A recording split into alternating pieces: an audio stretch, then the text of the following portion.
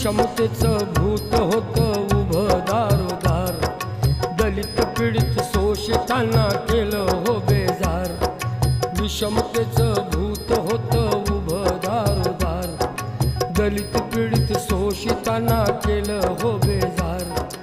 आंबेडकर नावाच्या माणसानं केलं ठार, आंबेडकर नावाच्या माणसानं केलं ठार. त्याची वाट लावली होऊन जादूगार, त्याची वाट